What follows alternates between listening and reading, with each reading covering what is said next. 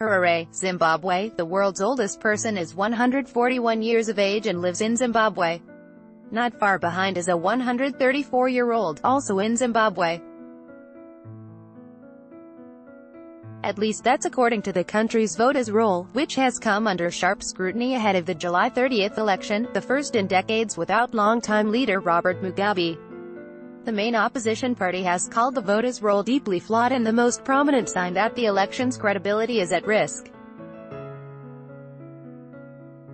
On Wednesday, thousands of people rallied in the capital, Harare, to call for more transparency, dancing and waving signs saying, "No reforms, no elections." Zimbabwe's main opposition party, the Movement for Democratic Change (MDC) Alliance, is in a coalition with several smaller parties that also took part in the rally, delivering a petition with their demands to the Election Commission's office. JEKESAINJIKIZANA, AFP, Getty Images. While President Emerson Mnangagwa, who took power when Mugabe was pressured to step down in November, and the Election Commission have pledged a free and fair election, the issues with the voters' roll have many worried that Zimbabwe's government is failing to break with a long past of alleged election fraud.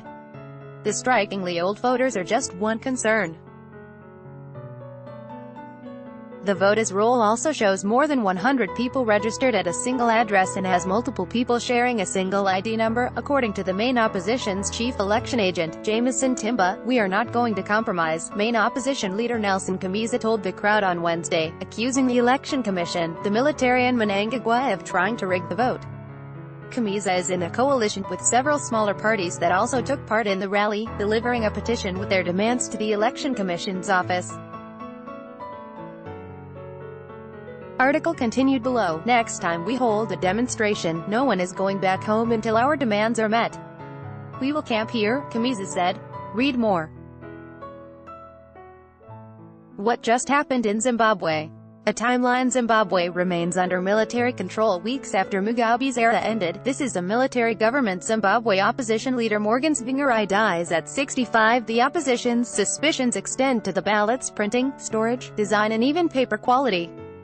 Confidence in the election has run so low that the opposition encourages its supporters to carry their own pens into the voting booths because they don't trust the ones provided. Article continued below. Mnangagwa, a longtime ally of Mugabe until he was fired as a result of a ruling party feud, is under pressure to deliver a free and fair election as a key step in lifting years of international sanctions. Zimbabwe's past elections have been marked by accusations of violence and fraud. Mugabe banned Western election observers, but Mnangagwa has welcomed them for the first time in almost 2 decades. Observers from the European Union and United States have raised concerns that are similar to the opposition's, although, in a break from the past, this year's election has been largely free of violence. Mnangagwa, his rulings on UPF party and the Election Commission are defending the credibility of the vote. The Electoral Commission chairwoman, Priscilla Chigumba, has rebuffed the opposition's demands, which include touching the ballot paper or examining it closely. Party representatives were allowed to view the ballot printing process from a distance last month, she said. People had to watch from about 10 meters away, said another opposition candidate, Noah Manyika.